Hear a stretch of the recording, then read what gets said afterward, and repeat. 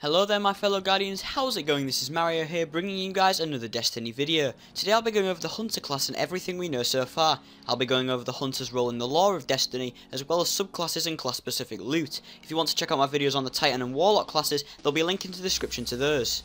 So let's get right into things. The Hunter is one of the three classes available in Destiny. They are Bungie's Sky-Fi version of a rogue or a thief from an MMO. They are specialists with stealth and close quarters combat, as well as sniping and long range combat. The Hunters would once sneak outside the walls of the last city to scout out the enemy, patrolling the land for resources. Now they are known for bending the rules and being as resourceful as possible. There are two subclasses available for the Hunter, the Gunslinger and the Bladedancer. The Gunslinger focuses on playing aggressively and using powerful guns and grenades to kill enemies. Meanwhile, the Bladedancer is for players who want to be stealthy and lethal, using knives and invisibility to kill enemies. We'll start off with the Gunslinger. This subclass is an aggressive one and could be considered the subclass best for people who want to use snipers and focus on long distance attacks. You'll be using powerful guns, grenades and throwing knives to take out enemies. Note that this subclass is solar based, which means it will be effective against enemies weak to solar attacks. We'll start off with the grenades. There are three grenades in the Gunslinger subclass: the Incendiary Grenade, the Swarm Grenade and the Trip Mine Grenade. The Incendiary Grenade is an explosive that catches enemies on fire, causing additional damage over time. The Swarm Grenade is a grenade that detonates on impact, releasing multiple drones that seek nearby enemies. Finally, the Trip Mine Grenade is an explosive that sticks to surfaces and detonates when enemies pass through its laser trigger. All of these grenades sound good, and I'd choose whichever one works best for you. If you're trying to snipe and you want to protect your back, choose the Trip Mine Grenade. However, if you want to be a little bit more aggressive and kill enemies more quickly and efficiently, choose one of the other two. The jump ability is called Double Jump and can be activated by pressing X on PlayStation or A on Xbox and then pressing it again whilst in midair. There are three upgrades to Double Jump: Better Control, Triple Jump and Higher Jump. Better Control upgrades Double Jump for better directional control whilst in midair. Triple Jump upgrades Double Jump with a third jump. Finally, Higher Jump upgrades Double Jump for even greater height. Better Control will be a terrible upgrade without one of the other two upgrades, so I wouldn't recommend it. However, the other two are very good since the Hunter's Double Jump doesn't jump very high. Triple Jump will be very useful for getting to hidden areas, while Higher Jump will be better for just jumping higher in general. Choose whichever one you like. The super ability is called Golden Gun and allows you to summon a flaming pistol which disintegrates enemies with solar light. There are three upgrades to Golden Gun: Deadeye, Combustion and Gunfighter. Deadeye significantly increases the accuracy of Golden Gun. Combustion makes it so that killing enemies with Golden Gun causes them to explode. Gunfighter reduces the cooldown of Golden Gun, allowing it to be used more often. All of these are pretty good, though if your intellect stat is very high, I don't recommend using Gunfighter unless you want to reduce the cooldown rate even more. Deadeye will be good for people who are not very good with hand cannons, which is the same style weapon as the Golden Gun. However, Combustion will be best for people who can already easily get kills with the Gold Gun. The melee ability is called Throwing Knife, which allows you to throw a knife from a distance. There are three upgrades to Throwing Knife: Circle of Life, Incendiary Blade and Knife Juggler. Circle of Life makes it so that killing an enemy with the throwing knife whilst Golden Gun is active extends the duration of Golden Gun. Incendiary Blade makes it so that throwing knife catches enemies on fire, dealing additional damage over time. Knife Juggler makes it so that precision kills with throwing knife will immediately reset its cooldown. All of the upgrades are great considering the throwing knife itself is not very powerful against enemies, especially ones wearing armor. Circle of Life will be very useful if you've got a high intellect stat or you like to use the Gunfighter upgrade. Incendiary Blade will be useful for those of you who can never finish off an enemy after throwing your knife at them. Finally, Knife Juggler will be only for people who are very precise with throwing knives and will probably get used a lot in montages. Next up we have the training upgrades. There are two sets of these. The first set includes Path Forgotten, Path Forbidden and Path Unknown. Path Forgotten focuses on toughness and speed, Path Forbidden focuses on battle recovery and speed, and Path Unknown focuses on battle recovery and toughness. You can only choose one from the above. The second set features Way of the Drifter, Way of the Fearless and Way of the Nomad. Way of the Drifter focuses across all attributes, Way of the Fearless focuses heavily on toughness, and Way of the Nomad focuses heavily on battle recovery with a slight boost to speed. You can only choose one from these as well. This will come down to how you want your hunter to play out.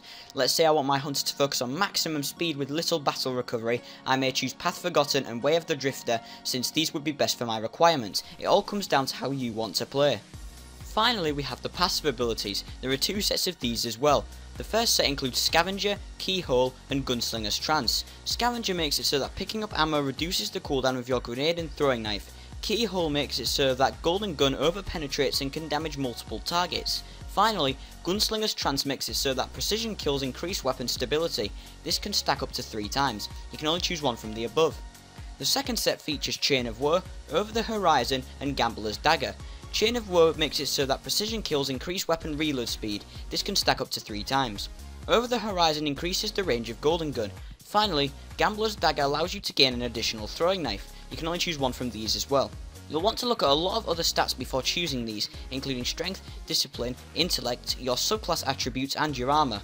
If you use the golden gun a lot, you could use keyhole or over the horizon. However, if you use your throwing knife a lot more, you could use scavenger or gambler's dagger. It's up to how you want to play Destiny. If you're happy with the choices you've made in your subclass, you'll have the option to lock it in. This will refrain you from ever changing it again for a boost in speed. The second subclass is the Bladedancer. This one focuses on being stealthy and using cloaking abilities to quickly assassinate enemies. Note that this is an arc type class and so will be effective against enemies weak to arc damage. We'll start off with the grenades. There are 3 grenades in the Bladedancer subclass: the Flux Grenade, the Skip Grenade, and the Arc Bolt Grenade. The Flux Grenade is an explosive which deals additional damage when attached to enemies. The Skip Grenade is a grenade which splits on impact, creating multiple projectiles which seek enemies. Finally, the Arc Bolt Grenade is a grenade that chains bolts of lightning to nearby enemies. The Flux Grenade sounds like a good grenade and makes it a change from the other grenades, which are all very similar. The Skip Grenades sound very similar to the Scatter Grenade for the Warlock, and if it's anything close to it, it won't be that good. It'll be good for dealing damage, but not for slaying completely. The Arc Bolt Grenade is also a change and sounds very cool indeed. The jump ability is called the Double Jump and can be activated by pressing X on PlayStation or A on Xbox and then pressing it again whilst in midair. There are 3 upgrades to Double Jump: Higher Jump, Better Control and Blink. Higher Jump upgrades Double Jump for even greater height. Better Control upgrades Double Jump for better directional control whilst in midair.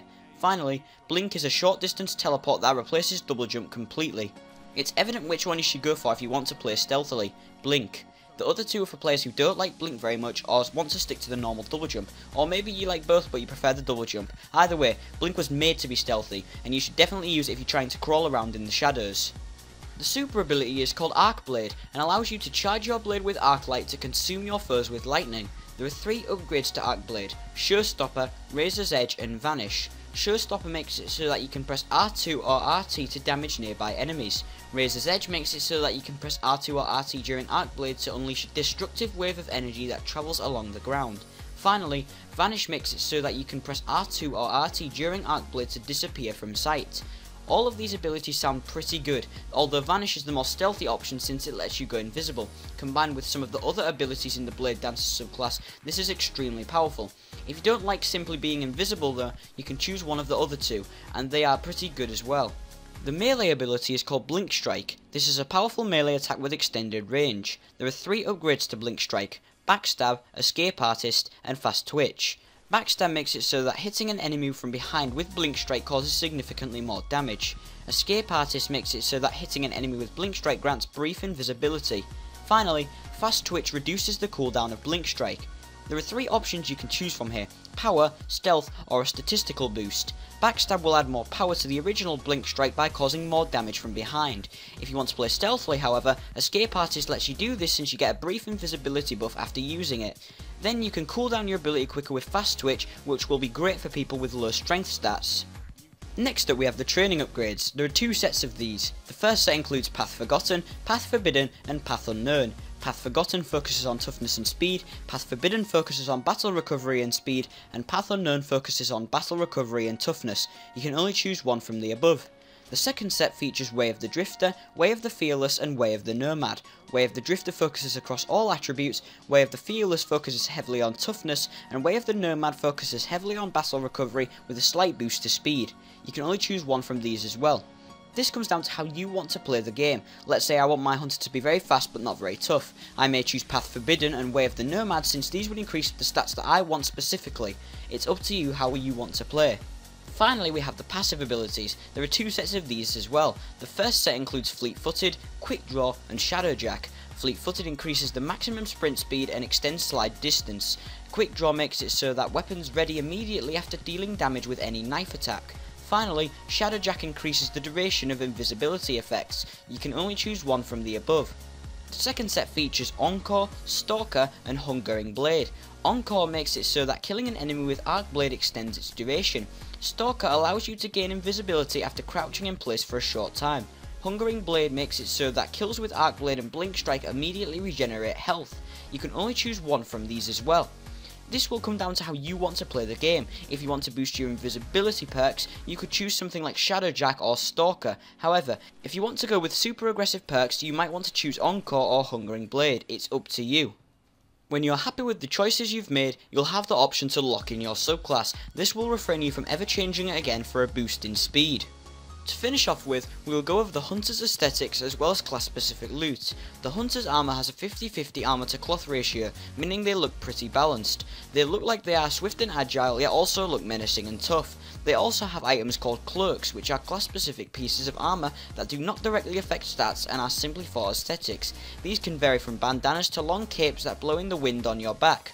Overall, from the ones we saw in the beta, these look pretty damn cool. So guys, that just about wraps up this video. If you enjoyed it, remember to smash that like button and don't forget to subscribe for more daily Destiny content. Remember to follow me on Facebook, Twitter and Twitch, links in the description below, and I'll see you guys in another video. So until then, ciao.